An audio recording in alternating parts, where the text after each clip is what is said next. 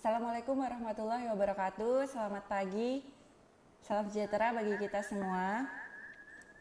Terima kasih ya atas kehadirannya. Semoga pada pagi hari ini kita masih diberikan kesehatan untuk mengikuti serangkaian acara perkuliahan MKDU, khususnya perkuliahan pendidikan anti korupsi. Bertemu lagi dengan saya Ibu Okta. Nah, hari ini kita akan melanjutkan pembahasan terkait pendidikan anti korupsi. Sebelum saya memasuki materi, pada hari Selasa lalu kita sudah membagikan tugas diskusi kelas. Pada kesempatan ini, untuk mengawali sesi materi, saya ingin satu orang mahasiswa mewakili fakultasnya masing-masing, dimulai dari PSDKU, lalu FHK, FEB, dan Vkom. Silahkan perwakilannya untuk mengaktifkan mikrofonnya, menyampaikan hasil analisis atau hasil diskusi kelasnya.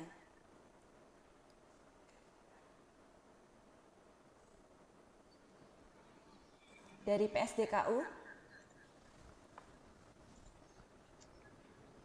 Hadir Bu, saya Dodi Nopandi Bu, dari Prodi Sistem Informasi Bu, semester 5 dari PSDKU. Oke, silakan Mas. Oke Bu, jadi terkait dengan materi bahan diskusi yang diberikan kepada kami, yang pertama mungkin kami sampaikan lagi bagaimana Anda menyikapi perpindahan IKN di Kalimantan Timur terhadap dampak ekonominya. Yang kedua, bagaimana dampak perpindahan IKN di bidang industri atau jasa lainnya. Jadi pertama kami akan coba melakukan sebentar Bu, saya start video belum. Tapi ya. Oke. Pertama, kami coba membahas dampak positifnya dengan adanya rencana dari Bapak Presiden Jokowi untuk melakukan perpindahan ibu kota ke Penajam Pasir Utara. Ada beberapa dampak. Yang pertama, dengan adanya perpindahan ibu kota ini akan memberikan dampak positif terhadap pertumbuhan ekonomi nasional. Karena kita lihat ada beberapa sumber daya potensial yang pasti akan termanfaatkan yang dimiliki oleh Kalimantan Timur, khususnya di sekitar Penajam Pasir Utara. Yang kedua, dengan adanya perpindahan, otomatis Bu, nanti akan menurunkan kesenjangan antar kelompok pendapatan. Jadi kalau selama ini kan pendapatan terkonsentrasi mungkin di sekitar daerah Jawa dan sekitarnya, maka dengan adanya alternatif ibu kota akan terjadi peningkatan kepada untuk klaster di daerah Kalimantan. Lalu yang ketiga, kalau kita lihat dengan adanya nanti perpindahan ibu kota ini ke Kalimantan, otomatis nanti akan mendorong perdagangan antar wilayah di Indonesia. Jadi kalau kita lihat selama ini pusat perdagangan itu banyak beraktivitas di sekitar Pulau Jawa, dengan berpindahnya IKN ke Pulau Kalimantan, maka otomatis nanti akan mendorong, terutama dari beberapa literasi yang kita baca, bahwa nanti sektor jasa itu akan sekitar 50% akan melakukan peningkatan. Karena kenapa? Dengan adanya perpindahan ibu kota baru, maka akan banyak investor-investor yang melakukan aktivitas ekonominya terhadap ibu kota negara baru. Nah, di sisi positif pasti akan ada sisi negatif yang akan menjadi pengawasan, yang akan menjadi perhatian kita. Dalam hal ini dikaitkan dengan mata kuliah kita adalah pendidikan anti korupsi. Ada 3 Bu yang akan jadi fokus potensi korupsi dalam pemindahan ibu kota negara. Yang pertama Bu, korupsi pada saat proses pembangunan infrastruktur. Dengan adanya pemindahan ibu kota negara baru, maka aktivitas yang terbesar adalah pembangunan infrastruktur. Nah, ini harus diawasi karena potensinya sangat besar untuk terjadi korupsi. Baik itu melalui proses pengadaan barang dan jasanya, baik itu melalui proses pembangunannya, dan lain-lain. Karena kenapa? Kita dengar, kita lihat sendiri bahwa dana yang dibutuhkan untuk melakukan proses pemindahan ini sangat besar. Maka dengan adanya anggaran yang besar, potensi penyalahgunaan itu menjadi rawan. Yang kedua, Bu, dengan adanya investor baru yang akan masuk ke IKN, maka yang menjadi potensi korupsi itu adalah gratifikasi atau suap di sektor perizinan. Nah, kita sering dengar beberapa kasus pejabat negara maupun orang-orang lain yang tersandung kasus suap maupun gratifikasi di sektor perizinan. Ini yang akan menjadi potensi adanya korupsi terhadap IKN. Yang ketiga, Bu, yang mungkin ini akan bisa 50-50, yaitu adalah mangkrak. Berharap jangan sampai nanti ada hambatan, akhirnya pembangunan infrastruktur menjadi mangkrak dan tidak bisa dipakai. Sesuai yang kemarin ada Ibu share kami, potensi korupsi itu adalah kategorinya kerugian negara. Kalau mangkrak ini kan bahwa aktivitas pembangunan itu tidak bisa selesai kecuali ada post major. Nah, begitu tidak bisa selesai atau tidak bisa digunakan, akhirnya uang yang diinvestasikan oleh pemerintah itu tidak punya feedbacknya, tidak punya nilai positifnya. Sehingga kalau dalam beberapa info yang kita baca, maka mangkrak ini akan mengakibatkan adanya kerugian negara. Nah, kerugian negara ini bisa diartikan sebagai peluang untuk kategori korupsi. Nah, mungkin ini Bu 3 hal yang kita diskusikan, potensi-potensi yang menjadi rawan korupsi. Yang pertama adalah pembangunan infrastruktur, di sana akan rawan mulai dari proses hulu sampai proses hilirnya. Yang kedua adalah potensi gratifikasi atau suap di sektor perizinan. Otomatis nanti dengan adanya IKN akan banyak investor-investor yang akan beraktivitas dan mengajukan usaha barunya. Yang ketiga adalah kemungkinan kalau terjadi hambatan bisa terjadinya mangkrak dalam pembangunan infrastrukturnya. Mungkin Bu, ini saja yang dari kami Bu dari PSDKU untuk share berbicara tentang potensi korupsi terhadap perpindahan IKN ke Kalimantan Timur. Sekian Bu, terima kasih. Assalamualaikum warahmatullahi wabarakatuh. Waalaikumsalam warahmatullahi wabarakatuh. Terima kasih Mas Dodi sudah menyampaikan hasil diskusinya. Nanti akan saya konklusikan setelah semuanya menyampaikan hasil diskusinya. Dan yang berikutnya silakan perwakilan dari Fakultas Humaniora dan Kesehatan untuk menyampaikan hasil diskusinya. Mungkin saya aja Bu, Aditya Bu.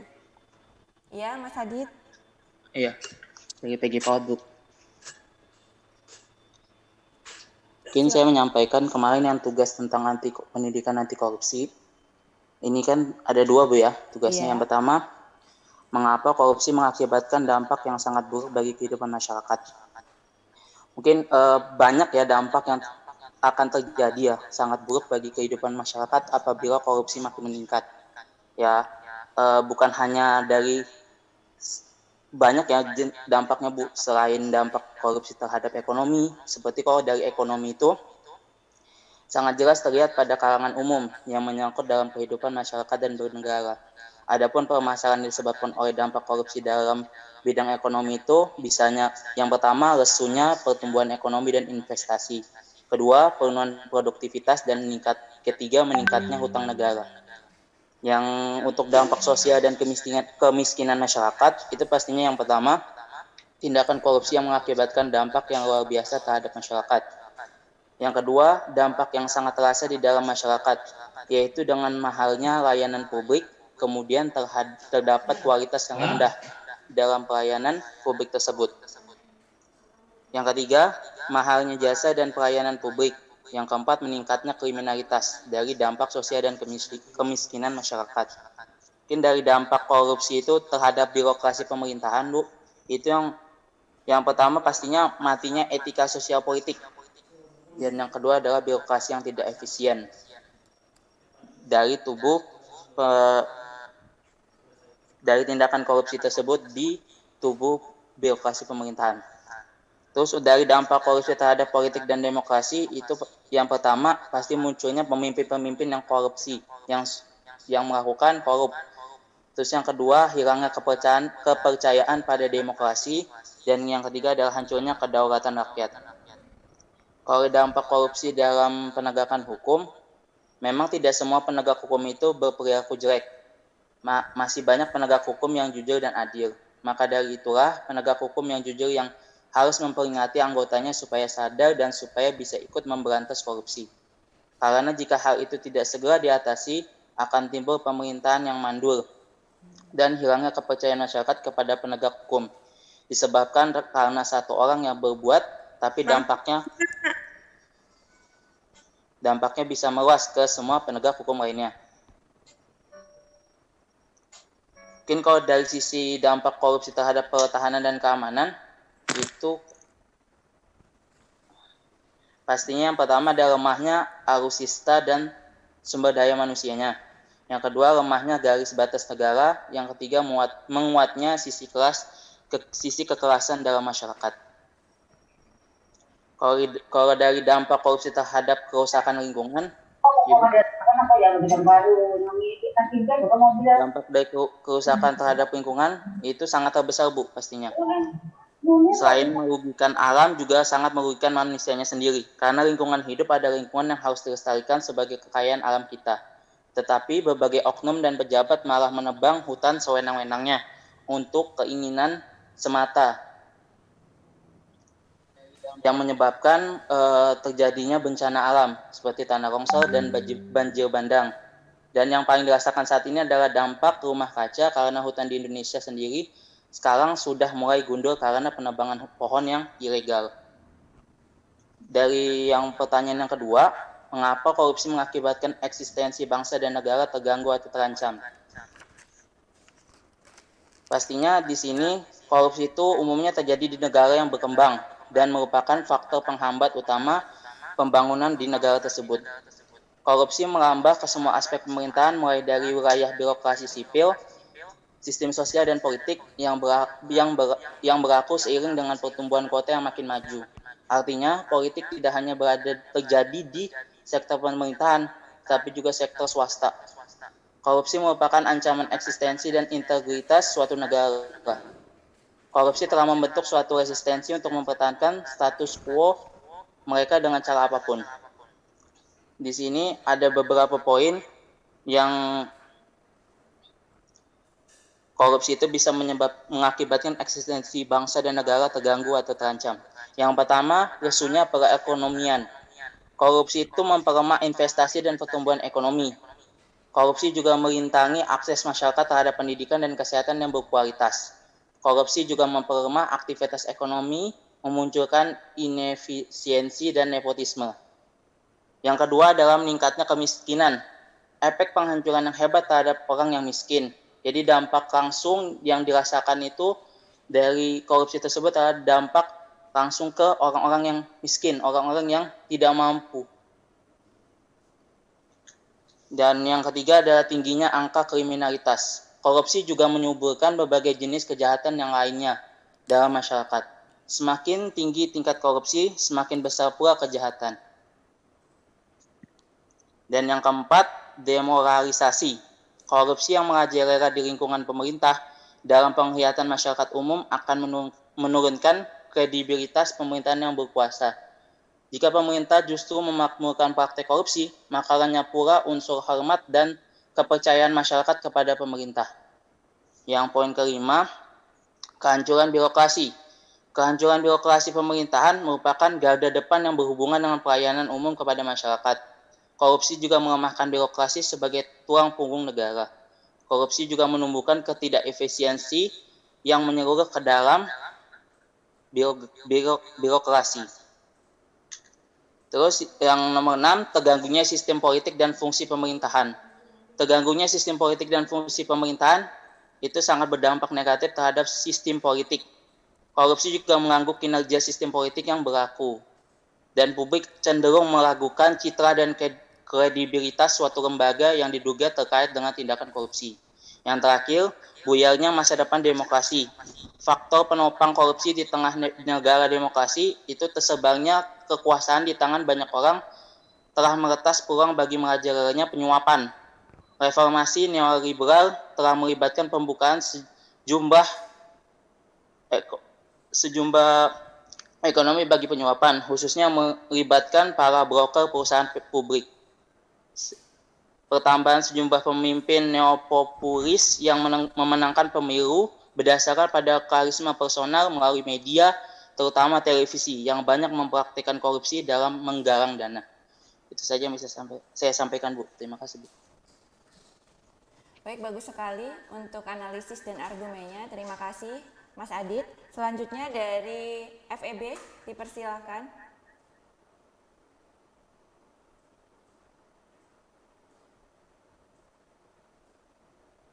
Perwakilan dari FEB.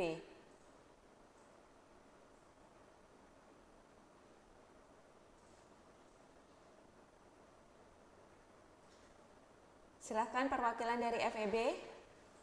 Sudah siap?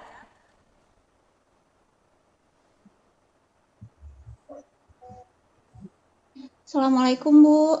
Waalaikumsalam. Iya, Bu, saya Adinda Retno dari Prodi Akuntansi S1, Bu. Jadi, Silakan, Mbak Adinda. saya mau bahas yang kemarin Ibu kasih tugas itu. Yang pertama, apa yang Anda pahami tentang sukses dalam hidup? Menurut kami, sukses itu berarti melakukan hal yang baik, fokus pada tujuan, memiliki keluarga untuk berbagi, memahami kebutuhan dan keinginan, atau kemampuan untuk menjalani hidup sesuai dengan keinginan, melakukan apa yang paling dinikmati dan dikelilingi oleh orang-orang yang disenangi dan dihormati. Semakin kita dikelilingi oleh orang-orang yang kita sayangi dan yang menghormati kita dan yang kita hormati, itu kemungkinan akan lebih kecil untuk kita melakukan tindakan yang kurang baik, Bu. Terus lanjut ke yang nomor 2, pola hidup seperti apa yang seharusnya dilakukan setiap individu dalam bermasyarakat. Yang pertama, menghormati sesama. Yang kedua, berpartisipasi dalam menjaga lingkungan. Yang ketiga, tidak membedakan sesama. Yang keempat, saling menyemangati. Yang kelima, melakukan interaksi sosial. Yang keenam, berperilaku baik. Dan yang terakhir, hidup sederhana, karena itu penting, Bu. Jadi kita sebagai masyarakat lebih baik hidup sederhana yang tidak berlebihan dan tidak juga kekurangan agar meminimalisir tindakan korupsi. Karena semakin banyak masyarakat hidup sederhana, semakin sedikit juga tindakan korupsi, Bu. Segitu aja dari saya, perwakilan FEB, Bu. Terima kasih. Assalamualaikum warahmatullahi wabarakatuh. Waalaikumsalam warahmatullahi wabarakatuh. Selanjutnya dari Vkom, silakan Vkom.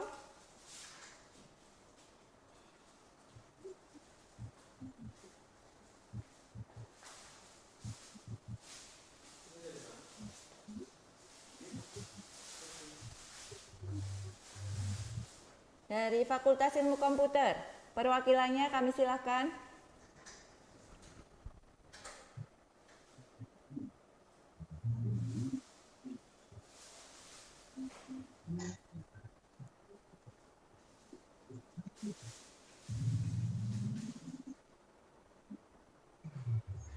Dari Vkom.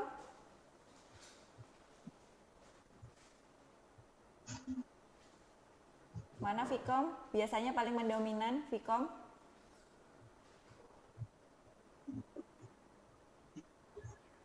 Hadir, Bu. Silakan Mas, dengan siapa? Ya, saya Garzo Megido dari S1 Informatika, Bu. Jadi saya akan membahas tentang diskusi yang kemarin Ibu kasih. Pertanyaan pertama itu, bagaimana menurut Anda perilaku orang-orang yang memandang kekayaan dan uang sebagai suatu hal yang mempunyai arti segala-galanya? Dan yang kedua itu, bagaimanakah bentuk penyadaran yang tepat untuk dilakukan? Nah, untuk pertanyaan pertama sendiri, tentang perilaku orang-orang yang memandang kekayaan dan uang sebagai suatu hal yang mempunyai arti segalanya, itu sendiri sudah keliru, sudah melenceng dari pandangan yang seharusnya tentang uang. Jadi kalau misalnya seseorang memandang kekayaan sebagai arti segala-galanya, itu berarti dia orang yang tamak, tidak puas akan apa yang dia miliki. Jadi kalau misalnya sebagai contoh, dia melihat orang lain lebih sukses dari dia, orang B lebih sukses dari A, tentu A nanti akan berpikir untuk mencari lebih banyak, tidak mau kalah gitu. Nah, dia cari jalan pintas, dan sebagai contoh, dia mungkin akan melakukan korupsi di lingkungan kerjanya. Nah, maka dari itu, kalau misalnya kita melihat orang-orang seperti ini yang memandang kekayaan dan uang sebagai segala sesuatu, itu pastinya sudah sangat melenceng dari jalan yang sebenarnya. Dan bentuk penyadaran yang tepat untuk dilakukan ya selain bantuan dari luar, juga harus ada perubahan dari dalam.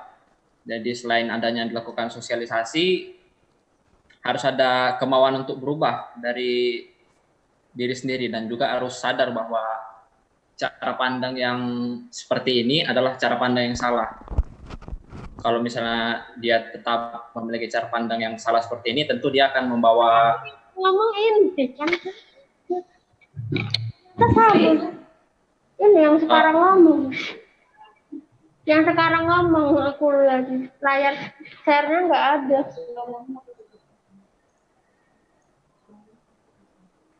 Kalau dia terus memiliki cara pandang seperti ini, dia akan membawa malapetaka atau membawa musibah untuk dia sendiri dalam jangka waktu dekat maupun jauh. Ya, sekian Bu dari Vkom, Bu. Mohon maaf bila ada kesalahan atau mungkin agak kacau bahasanya, Bu. Sekian, terima kasih.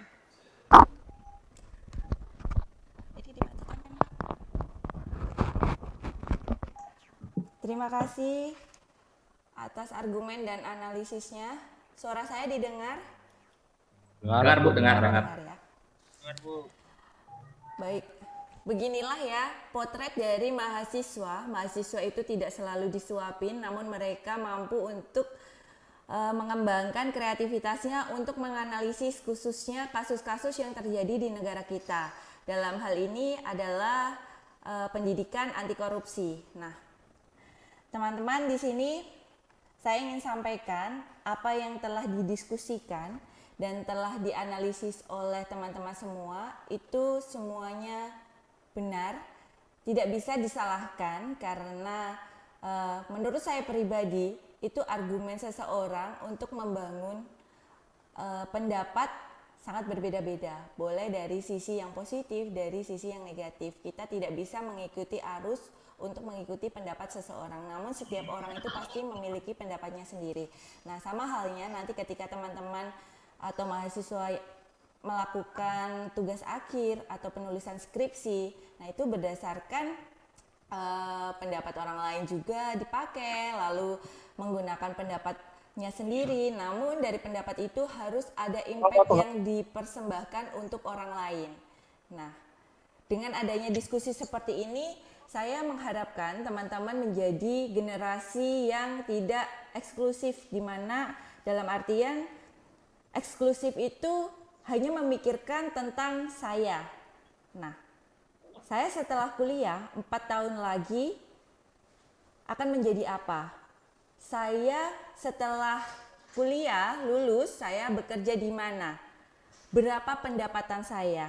Nah, ini sudah tidak berlaku. Namun, teman-teman di sini harus memikirkan bagaimana tentang lingkungan sekitar, bagaimana perkembangan masyarakat. Akhirnya, yang dulunya saya, kita akan berubah menjadi kita. Bagaimana kita memberikan impact kepada pemerintahan, khususnya dalam kasus tindak pidana korupsi. Ya, di awal tadi, awal penyampaian materi saya yang hari Selasa, mahasiswa itu merupakan sebagai agent of change dari perubahan mindset yang tidak baik. Nah, menjadi mindset yang baik, di mana kasus-kasus korupsi itu mindsetnya pasti mindset yang tidak baik.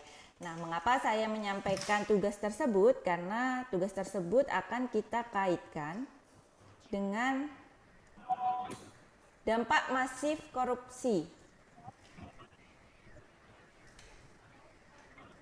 Muncul screen saya? Belum, Bu. Belum muncul, Bu.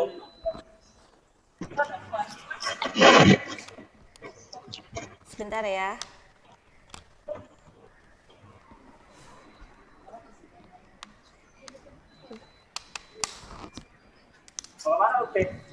Hah? Mau ke Manggar. Yang mikrofonnya masih belum di-unmute, silahkan Hendak ke di-mute Kilo. dulu. Teman-teman, mikrofonnya dicek. Mbak, Mas, suaranya mic-nya tolong dimatikan ya. Nah, biar tidak mengganggu teman-temannya. Dampak masif korupsi itu beragam. Nah, yang saya berikan kepada teman-teman itu terkait dengan dampak masif korupsi. Dampak masif korupsi itu ada ekonomi, ada sosial dan kemiskinan, ada runtuhnya otoritas pemerintahan, ada politik dan demokrasi, ada hancurnya kedaulatan rakyat. Nah, dari dampak ini mungkin akan berkembang berdasarkan argumen teman-teman yang telah menjawab hasil diskusi tadi. Nah, dampak ekonomi seperti yang dijelaskan oleh Mas Dodi. Ketika ibu kota negara itu dipindahkan, kemungkinan besar kegiatan ekonomi itu akan berpindah di Pulau Kalimantan. Yang dulunya banyak kegiatan ekonomi itu berada di Jawa. Nah, apakah dengan kegiatan ekonomi ini mampu merentaskan kemiskinan? Nah, dari sini kita bisa lihat ekonomi ini akan mempengaruhi dari sisi pendapatan negara, yaitu dengan turunnya sektor pajak kita ketika telah terjadi tindakan korupsi. Nah, setelah itu, dari turunnya sektor perpajakan, dimungkinkan negara akan memiliki hutang yang lebih banyak lagi. Nah, ini diharapkan jangan sampai. Ketika dikaitkan dengan perpindahan ekonomi, benar adanya, pasti yang akan dilakukan pemantauan itu dari sektor pengadaan barang dan jasa. Ini pembangunan, bukan membangun rumah. Ini membangun sebuah ibu kota negara yang membutuhkan kerjasama antara pemerintah dan masyarakat. Nah, banyak sekali itu permasalahan-permasalahannya yang akan timbul. Kita tidak bisa memikirkan semudah itu. Oh, ibu kota pindah dari Jakarta ke Kalimantan. Nah, ntar lagi nih saya jadi orang kota lagi gitu. Gantikan orang-orang gaul yang ada di Jakarta. Nah, dari situ semua perekonomian yang ada terpusat di ibu kota akan memicu hadirnya masyarakat untuk hadir ke ibu kota atau ibu kota yang lama maupun ibu kota yang baru. Nah, ini akan menambah populasi dari masyarakat. Nah, ketika populasi itu akan bertambah, maka jangan disalahkan nanti banyak investor yang akan datang ke sini juga. Bagaimana kita akan mempertahankan kekayaan alam kita, adat kita agar tidak terkikis setelah menjadi ibu kota. Nah, ini dari sektor ekonomi. Lalu sosial dan kemiskinan. Pemangku kebijakan itu biasanya membentuk suatu kebijakan yang digunakan untuk warga, saya tidak mengatakan miskin, yang lebih halusnya kita menggunakan kelas ekonomi menengah ke bawah. Nah, di sini pasti menggunakan seperti itu. Kebijakan-kebijakan yang dibuat mengkaitkan dengan sektor ekonomi kelas menengah ke bawah. Nah, apakah kebijakan itu yang digunakan setelah terjadinya korupsi maupun belum?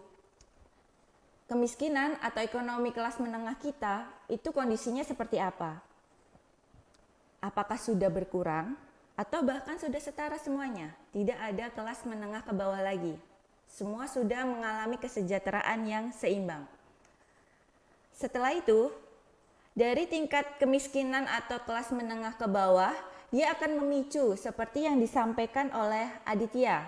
Mas Adi tadi menjelaskan, dengan adanya ekonomi yang kurang, itu akan memacu seseorang untuk melakukan kriminalitas. Kriminalitasnya bertambah, lalu akses untuk orang-orang yang memang membutuhkan itu semakin dipersulit. Teman-teman pasti merasakan di sini. Contohnya kemarin BPJS. BPJS ini berubah-ubah aturannya, sehingga yang merasa dirugikan atas kebijakan ini siapa? Mereka yang menengah ke bawah. Nah, yang awalnya ambil kelas 3 dengan porsi sesuai dengan penghasilan mereka, lalu dinaikkan lagi, mereka kebingungan. Yang awalnya ya standar kelas 2 lah. Kelas 2 itu sesuai dengan perekonominya, ekonomi kelas menengah ke bawah. Nah, lalu dengan adanya perubahan itu, maka bisa orang-orang ini bingung seperti apa. Nah, mereka merasa dipermainkan dengan adanya kebijakan-kebijakan ini. Lalu akhirnya mindsetnya, apakah hal-hal seperti ini dijadikan bisnis atau dijadikan memang untuk kesejahteraan rakyat? Akan muncul pertanyaan seperti itu. Nah, ini sangat rawan sekali, perlu kita kawal bersama-sama. Nah, dampak-dampak dari korupsi. Lalu berikutnya adalah runtuhnya otoritas pemerintahan. Kalau pemerintahannya sendiri sudah tidak efisien, peraturannya berubah-ubah, bagaimana masyarakat ini akan mengikuti tata tertib yang ada di negara kita atau di wilayahnya masing-masing. Nah, dari sini kita bisa mengamati pandemi COVID. Pandemi COVID itu mengakibatkan peraturan perundang-undangan atau peraturan itu berubah-ubah sesuai dengan kondisi dari wilayahnya. Yang dulu awalnya tidak boleh bekerja, semuanya harus work from home. Sekolah pun seperti itu. Nah, ketika orang-orang itu yang bekerja banyak yang di PHK, lalu dia harus memulai lagi tidak tahu dari mana, harus memulai kreativitasnya lagi, maka yang ditakutkan akan munculnya tindak pidana yang semakin tinggi. Nah, ini. Nah, ketika pemerintah ingin menyelamatkan satu sektor, dia harus memperhatikan sektor lainnya. Tidak bisa satu diterapkan, sektor lainnya dibiarkan.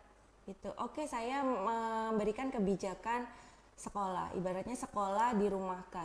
Sekolah nih ya, sekolah itu tidak hanya sebagai sarana untuk transfer ilmu saja loh ya, tapi juga ada pembentukan etika, lalu kegiatan sosial di situ. Nah, bagaimana dengan pendidikan yang dilakukan saat ini di rumah? Apakah keperluannya itu sudah tercukupi semua? Lalu bagaimana perhatiannya terhadap sekolah-sekolah itu yang diterapkan untuk anak-anak berkebutuhan khusus? Tidak bisa. Memang pendidikan berawal dari rumah. Namun untuk menentukan seseorang mau jadi apa nih, teman-teman ambil kuliah pasti punya tujuan. Tujuannya apa? Kalau yang hukum, saya ingin jadi praktisi hukum, Vkom, menjadi ahli teknologi yang handal. Nah, ini konsepnya. Lalu dari guru seperti apa? Meningkatkan kreativitas, selalu meningkatkan pembentukan pendidikan di Indonesia yang memang masih dirasa belum setara. Nah, ini harus diperhatikan, memiliki tujuan. Nah, ini meskipun pendidikan berawal dari rumah, namun harus ada penunjuk arah. Nah, penunjuk arah inilah ya diberikan lagi kepada mereka, para pengajar, untuk banyak diberikan kepercayaan dalam arti mendidik anak orang lain. Nah, seperti itu. Bahkan ketika peraturan itu dilakukan untuk di rumah, banyak sekali muncul tindakan-tindakan orang tua yang memang memprihatinkan. Orang tua tidak bisa bijak menjadi orang tua dalam pengajarannya, bahkan banyak terjadi kekerasan kepada anak. Nah, ini sektor inilah yang harus dipertahankan.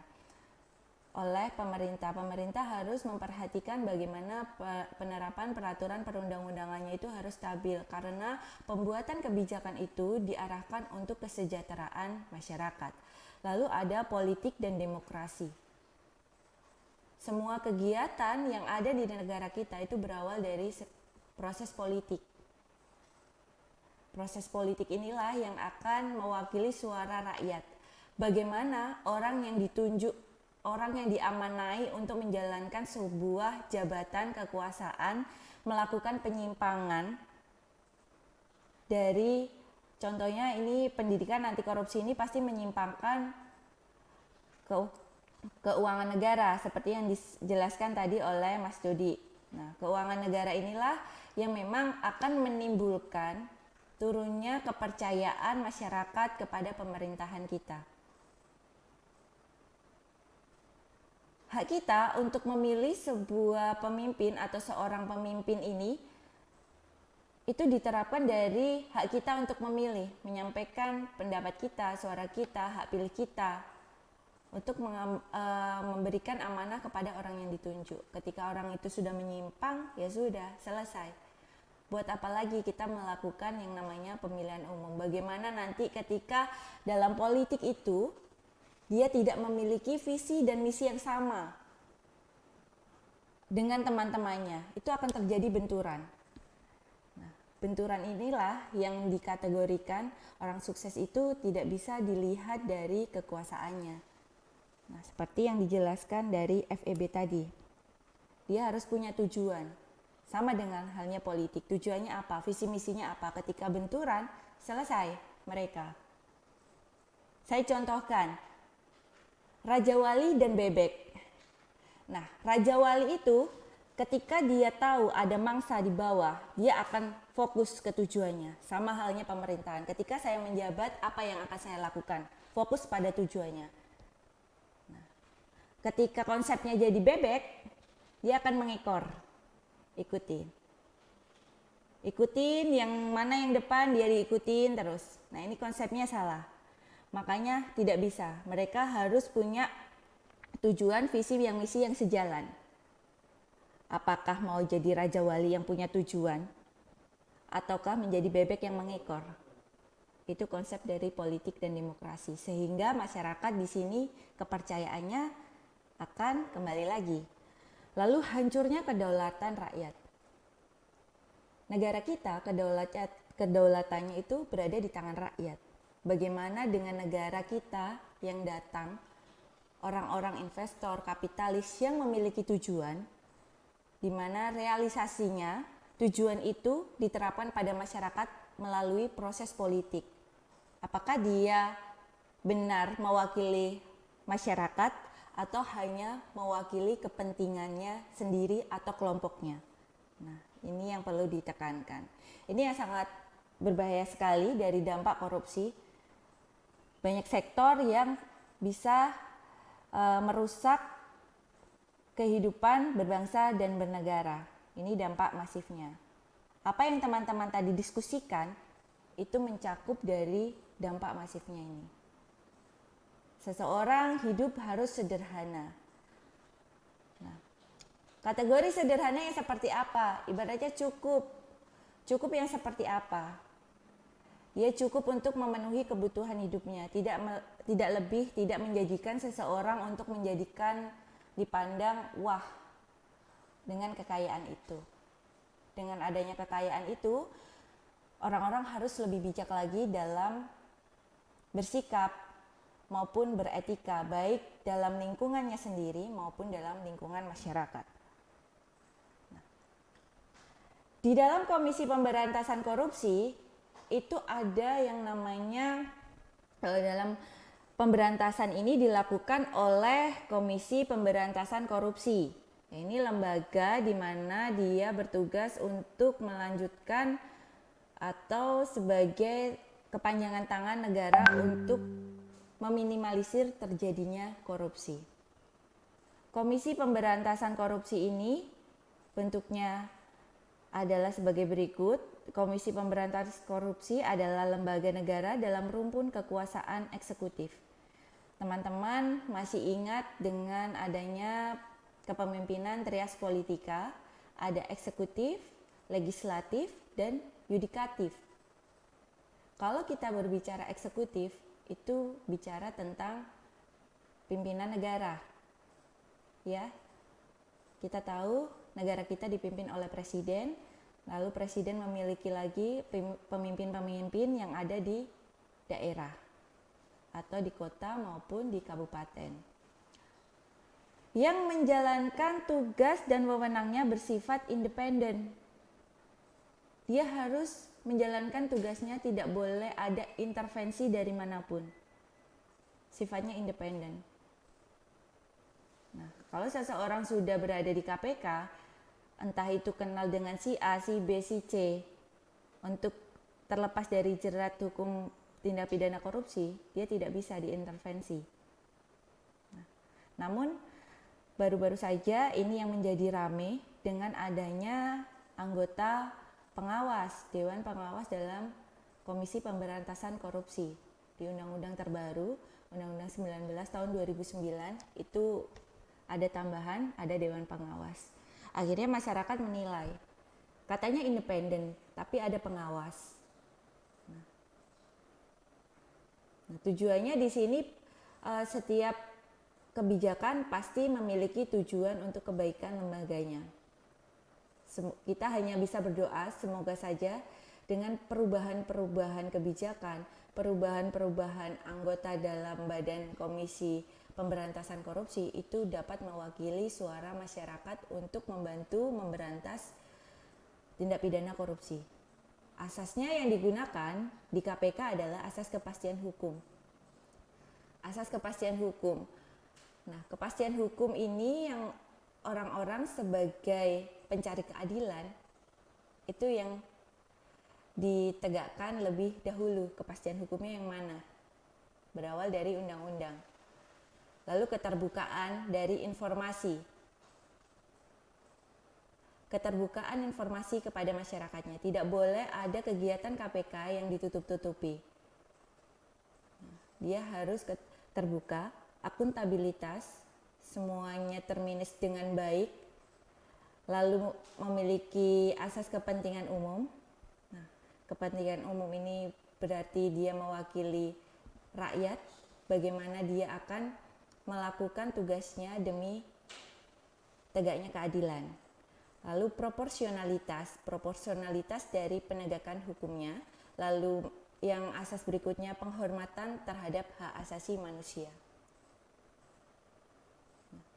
Di sini asas dan lembaga KPK.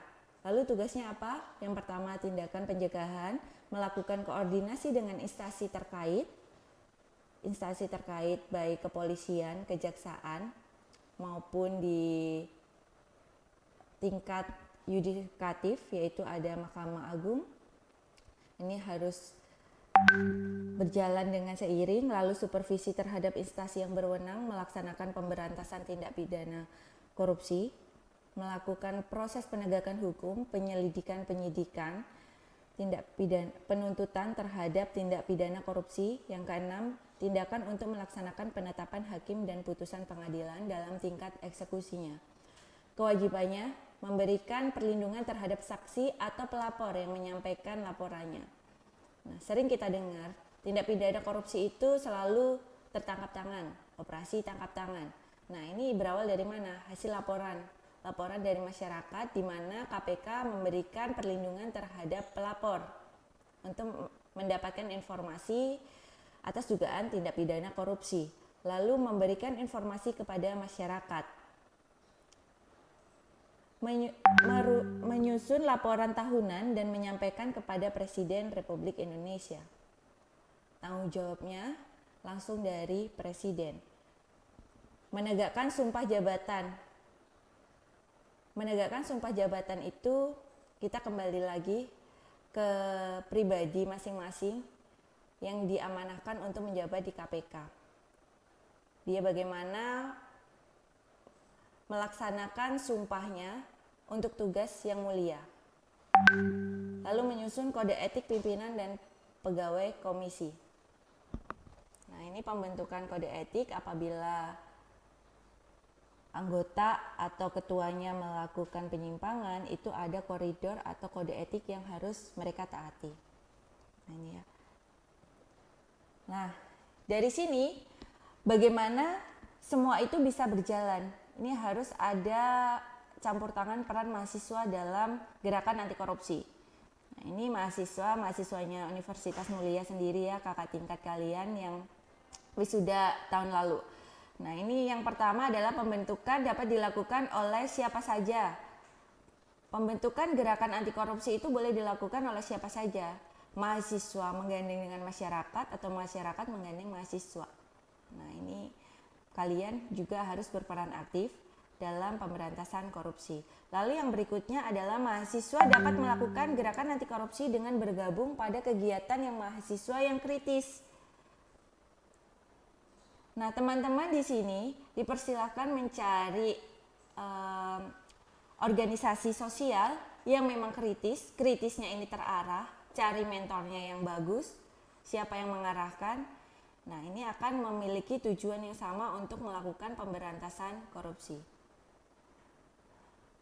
Bagaimana pelaksanaan peran mahasiswa untuk mewujudkan pemberantasan korupsi yang bagus? Dengan adanya pendekatan yang preventif. Pendekatan seperti apa? Pendekatan sosial kepada masyarakat. Banyak sekali kegiatan mahasiswa yang bisa dilakukan karena mahasiswa di sini dituntut untuk lebih kreatif lagi untuk menghasilkan sebuah karya di mana karya tersebut mampu untuk membantu lingkungan masyarakat. Nah, ini perannya sangat penting sekali khususnya di gerakan anti korupsi. Nah, biasanya kaum pemuda-pemuda itu lebih gencar untuk menjadi pengamat pemberantasan korupsi. Bagaimana dia kritis dalam menyikapi kebijakan, bagaimana dia mengkritisi atau menyikapi dalam lingkungan pekerjaannya. Dia menjadi pemantau terbaik lah ibaratnya ya. Kita harus menjadi, kalau ada yang ibaratnya sedikit menyimpang, segera laporkan. Nah, lalu yang berikutnya, peran whistleblower dalam mengungkap tindak pidana korupsi. Nah, teman-teman kalau mampu melaporkan tindakan korupsi, itu sudah melakukan peran whistleblower. Dia peniup peluit pertama atau pemberi informasi. Whistleblower system yaitu seseorang yang melaporkan perbuatan yang berindikasi tindak pidana korupsi yang terjadi di organisasi tempat dia bekerja. Dan dia memiliki akses informasi yang memadai atas terjadinya indikasi tindak pidana korupsi. Nah, ini dinamakan dengan whistleblower system. Negara kita juga memakai sistem ini untuk mempermudah mengungkap terjadinya tindak pidana korupsi. Nah, whistleblower system itu bisa dikategorikan menjadi dua. Dia yang berperan sebagai si penjaga etik, lalu dia yang berperan dengan si sakit hati. Mengapa demikian? Ketika orang melaporkan adanya dugaan tindak pidana korupsi, dia ingin menyelamatkan tempat bekerjanya, dia ingin menyelamatkan negaranya agar terhindar dari orang-orang yang memiliki perilaku korup. Ini untuk menjaga etik. Namun ada yang bertentangan, dia melakukan whistleblower, pelaporan karena dia sakit hati atas kebijakan, atas tindakan atasannya, pimpinannya. Dia merasa sakit hati, ya sudah, ada dugaan, gue laporin gitu. Nah, ini teman-teman harus bisa memilih, harus menjadi whistleblower yang si penjaga etik.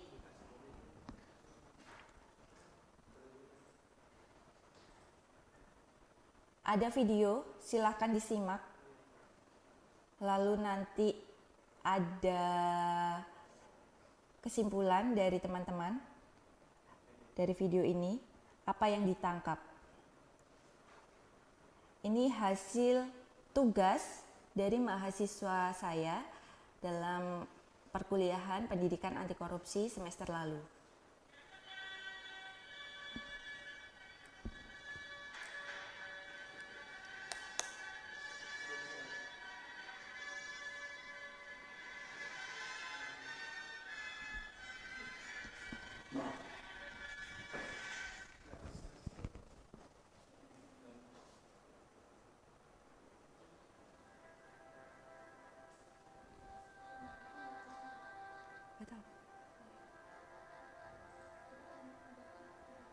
Tayang tidak videonya?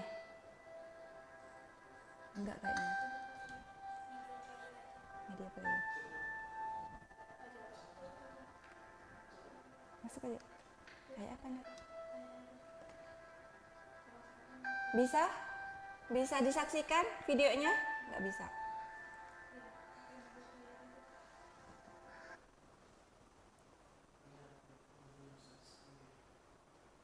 Oh, belum share screen kali ya? Di PowerPoint.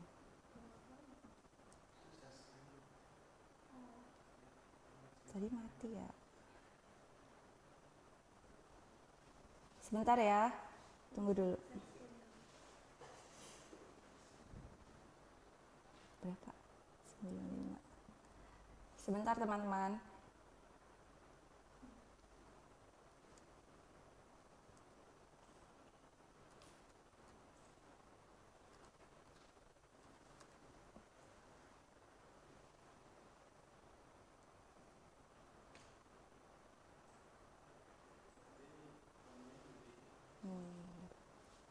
Maaf ya, tadi terputus.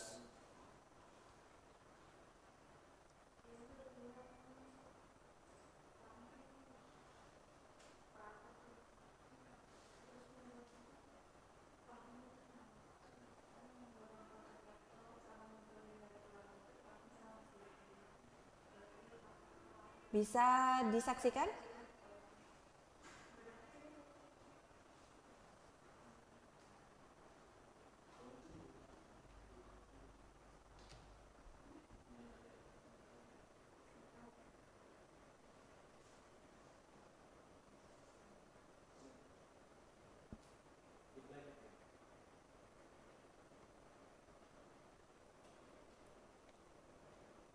Tayang.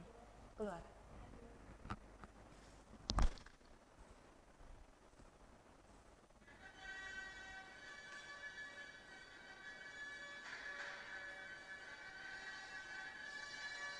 Tayang ya.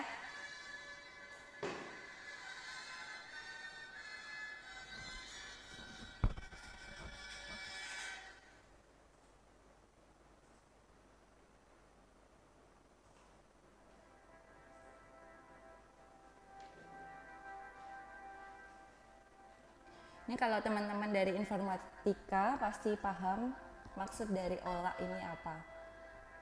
Nah, tolong disimak ya. Nanti kalian bisa berpendapat.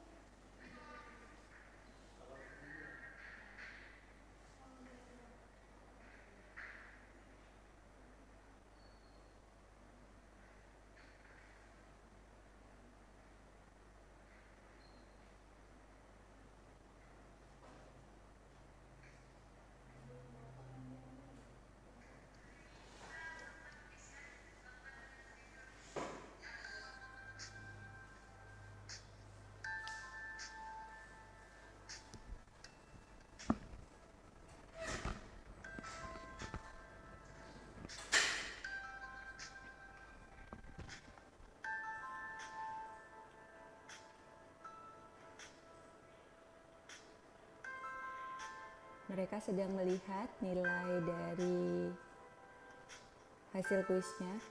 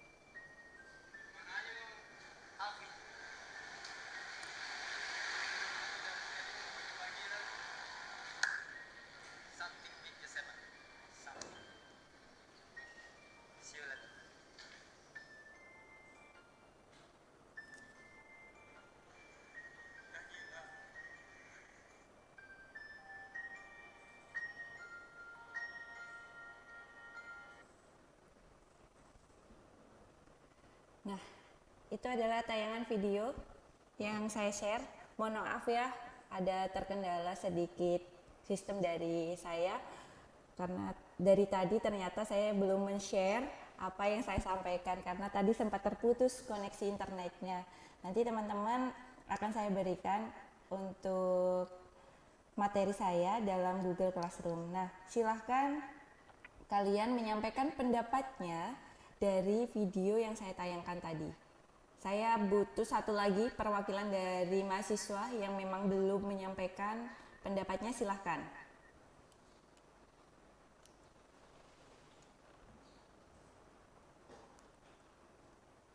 Ada yang mau menanggapi apa yang kalian simak dari tayangan video tadi?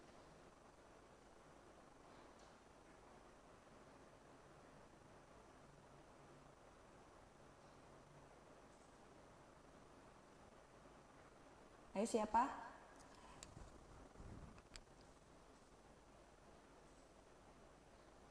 Dari Vkom, FHK, FEB, PSDKU?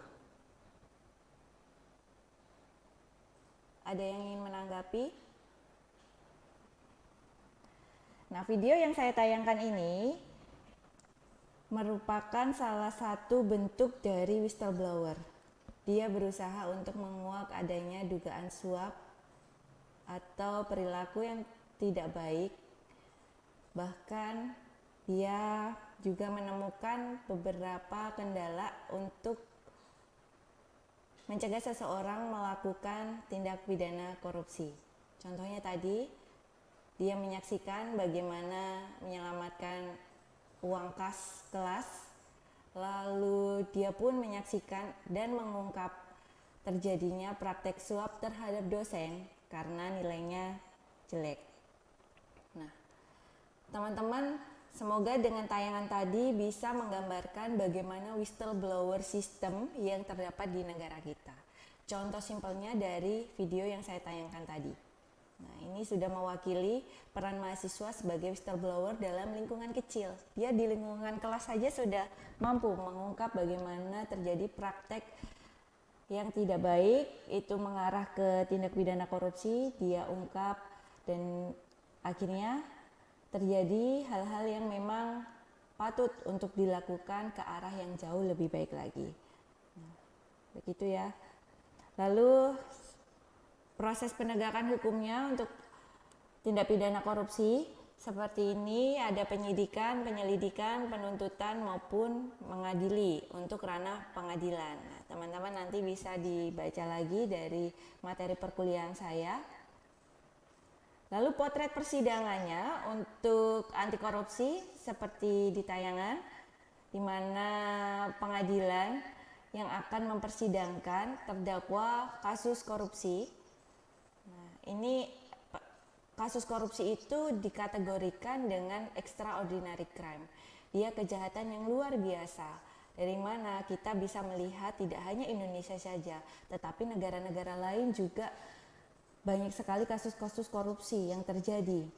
Nah, potretnya seperti ini, dia masuk ke ranah pidana untuk mendapatkan sanksi atas tindakan yang telah dia lakukan. Yang tengah itu terdakwanya ya. Kanan kiri ada jaksa penuntut umum dan pengacara, yang di depan toga merah itu adalah hakimnya.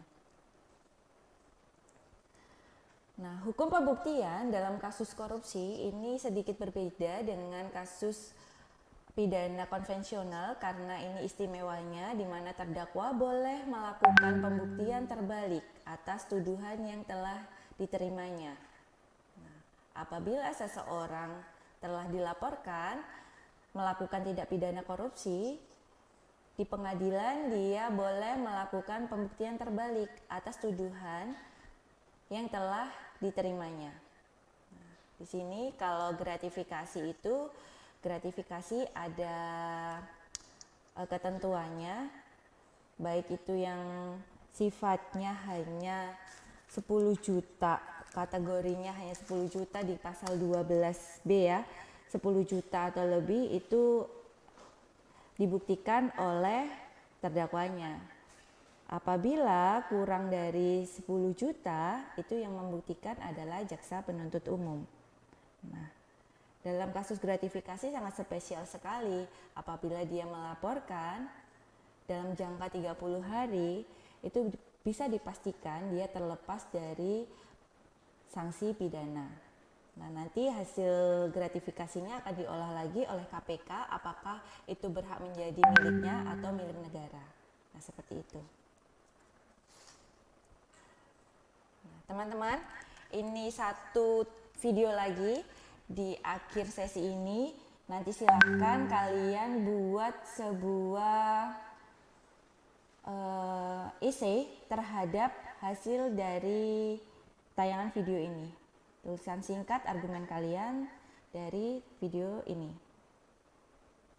KPK menetapkan 8 orang tersangka dalam kasus dugaan suap dalam proyek sistem penyediaan air minum atau SPAM di Kementerian PUPR. KPK juga mempertimbangkan untuk menerapkan pasal hukuman mati kepada para tersangka karena salah satu proyek berada di daerah bencana. KPK mengamankan 21 orang dari operasi tangkap tangan terkait dugaan suap di Kementerian PUPR di 4 lokasi yang berbeda di Jakarta pada Jumat 28 Desember. Kasus ini diduga untuk mengatur lelang terkait proyek pembangunan sistem penyediaan air minum atau SPAM tahun 2011-2018 di bulan 3 Musimpan, Lampung, Toba 1, dan Kalimantan. Kasus dugaan suap ini juga terkait dengan pengadaan pipa HDPE di Bekasi dan Donggala. Wakil Ketua KPK Sulawesi Situmorang mengatakan atas hasil pemeriksaan yang dilakukan selama 1 kali 24 jam, KPK menetapkan 8 orang tersangka yang terdiri dari pejabat Kementerian PUPR dan pihak swasta. KPK meningkatkan status penanganan perkara dengan serta menetapkan 8 orang tersangka yaitu A. Diduga sebagai pemberi PSU, Direktur Utama PT BKE, LS, Direktur PT BKE, Direktur PT TSP, L, Direktur PT TSP.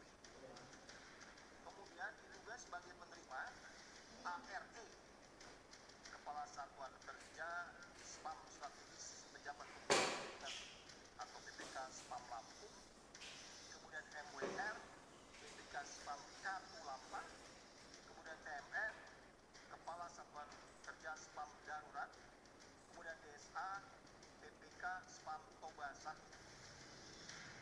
Sementara itu KPK akan mempelajari penerapan pasal hukuman mati kepada para tersangka. Hal ini terkait dengan kasus suap salah satu proyek daerah bencana di Donggala, Sulawesi Tengah. Bagaimana ini bisa dikorupsi bahkan itu ada di daerah yang masih bencana? Nah, kita lihat dulu dari siapakah yang masuk ke kategori pasal 2 yang korupsi bencana alam yang menyengsarakan itu kurang banyak. Penjelasan pasal 2 itu memang kan bisa dihukum mati kalau dia korupsi bencana yang menyengsarakan orang banyak. Jadi kita pelajari dulu, kita bisa lihat di sana nanti jawaban kalau memang itu relevan. Total uang yang diamankan dari kasus dugaan suap ini adalah sebesar 5,3 miliar rupiah, 5.000 dolar Amerika dan 22.000 dolar Singapura. Uang tersebut diduga merupakan bagian fee 10% dari total nilai proyek sebesar 429 miliar rupiah.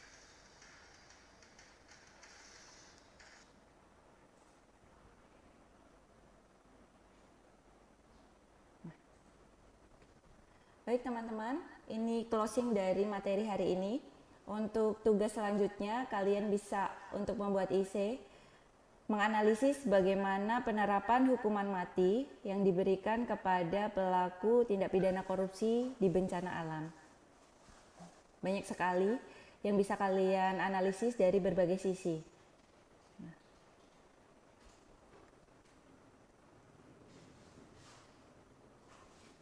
Untuk closingnya, saya ingin membuka sesi tanya jawab. Silahkan mikrofonnya diaktifkan untuk sesi tanya jawab ini.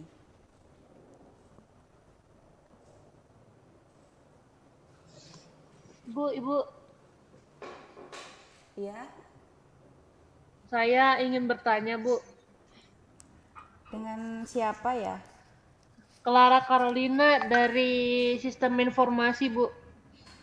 Silahkan Clara. Saya ingin bertanya untuk tugas yang tadi Ibu kasih. Itu dibuatnya di mana, Bu? Kalau tugas yang ini kalian bisa gunakan Word ya, nanti ada Google Classroom, silahkan ini per individu dikirimkan, tidak per fakultas lagi. Silahkan memberikan argumennya atas kasus yang terjadi dalam video tersebut. Ini metode pembelajaran yang saya gunakan, closingnya selalu menggunakan kasus-kasus yang terjadi atas tindak pidana korupsi. Begitu Mbak Clara. Menggunakan Word atau ini, Bu? Apa namanya? Menggunakan Word atau maksud saya diketik atau di scan gitu, Bu? Diketik. Oh, diketik. Oke. Terima kasih, Bu. Ya, sama-sama. Ada lagi? Assalamualaikum Ibu, Waalaikumsalam. saya Indra Wahyudi dari Sistem Informasi. Ibu, itu videonya bisa di-share nggak Bu ke Google Drive atau di mana gitu Bu, biar dilihat lagi, dicek lagi. Bisa. Nanti akan Bisa ya? saya berikan untuk kode Classroom-nya ya. Nah, ini silahkan dicatat untuk Google Classroom-nya masing-masing Oke. fakultas. Mohon waktunya Bu mencatat ke Google Classroom-nya dulu sebentar. Iya, silakan.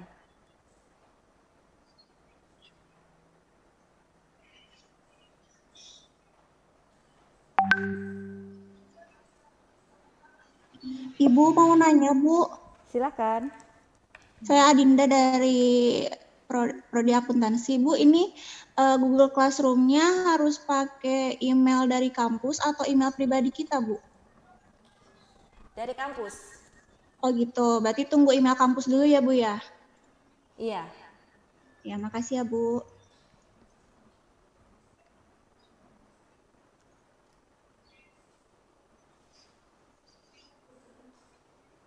Assalamualaikum Ibu, Waalaikumsalam.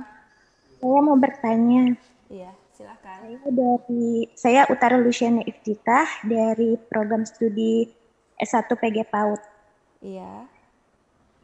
Silakan, Mbak. Jadi hilangnya kepercayaan rakyat pada lembaga negara kan merupakan dampak masif korupsi.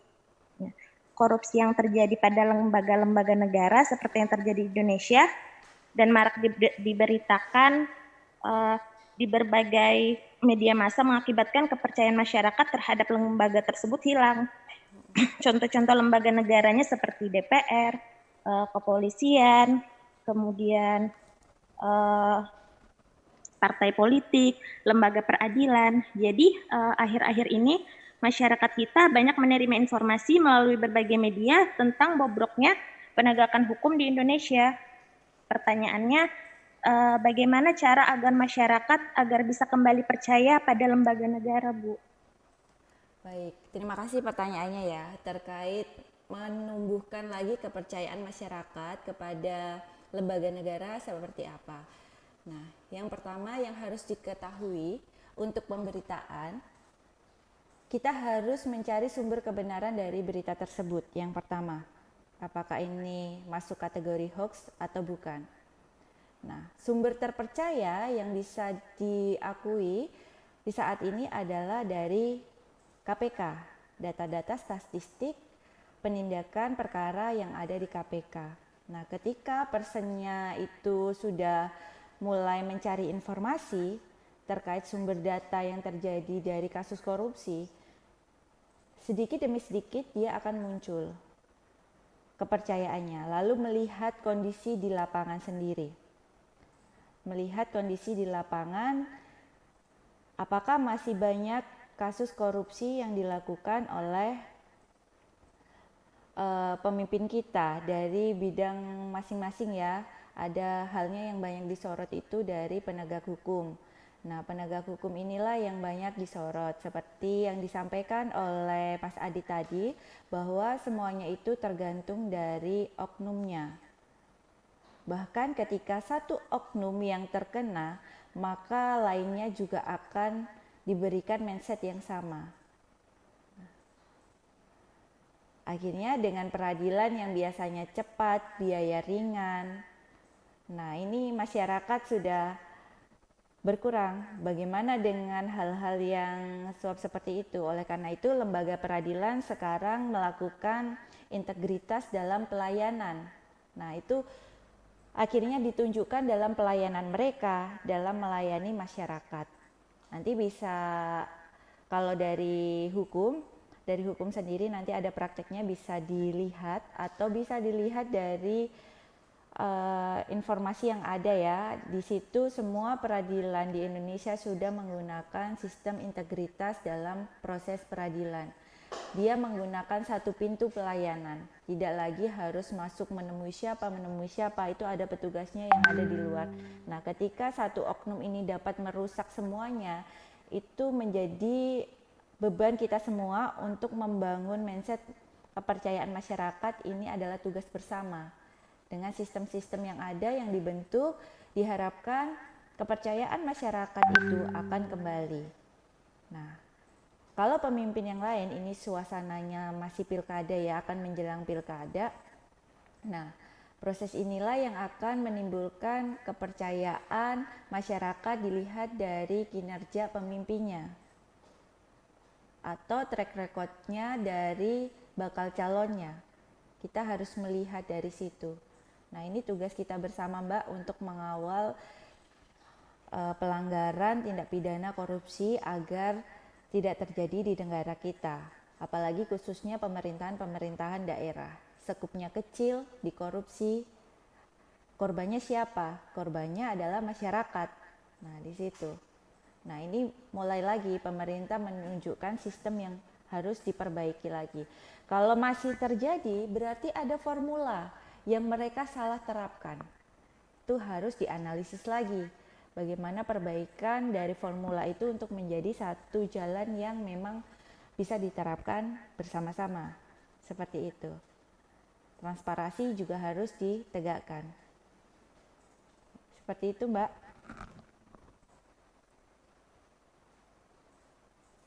Ada lagi?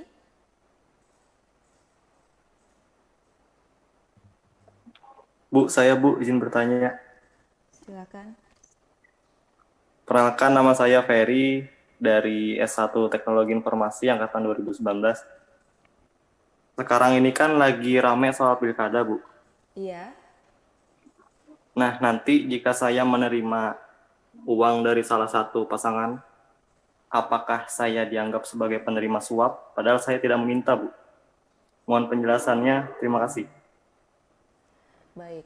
Nah, terkait hal seperti itu sebenarnya sudah banyak sekali ya contoh-contohnya, tidak hanya saat ini saja yang akan bermula untuk melakukan pilkada. Nah, praktek money politik sebenarnya sudah berjalan lama.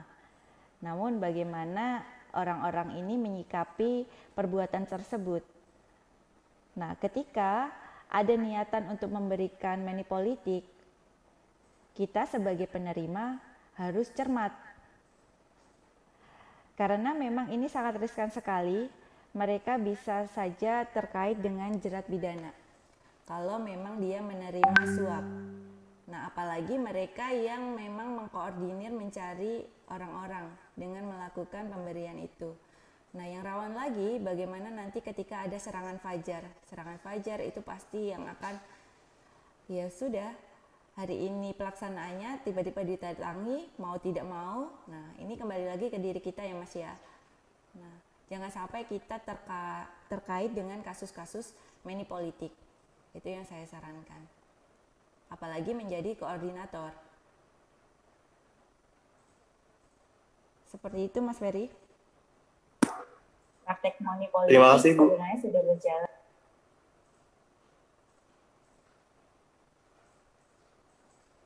Sudah dicatat kode classroom-nya? Sudah, Bu. Sudah, Bu. Sudah, Bu. Baik, ini waktunya sudah lewat ya. Lewat dari 40 menit. Semoga teman-teman Iya, Bu. masih betah atau masih ingin ada yang didiskusikan. Silakan menghubungi saya. Ya, jangan sungkan-sungkan kalau untuk diskusi. Saya sangat open sekali dengan mahasiswa.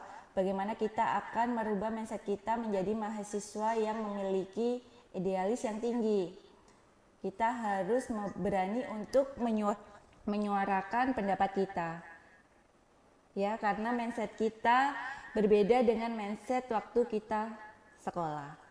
Nah, baik, kalau sudah dicatat Google Classroom-nya, ini sesi terakhir dari materi hari ini. Terima kasih atas kehadirannya. Mohon maaf atas hal-hal yang memang sistemnya sangat bermasalah untuk hari ini. Saya mohon maaf, saya akan memperbaiki lagi untuk memasukkan materi perkuliahan saya di Google Classroom untuk kalian pelajari lebih lanjut. Terima kasih, saya akhiri. Wassalamualaikum warahmatullahi wabarakatuh. Salam mulia dan jaya. Waalaikumsalam warahmatullahi wabarakatuh. Waalaikumsalam. Terima kasih. Waalaikumsalam.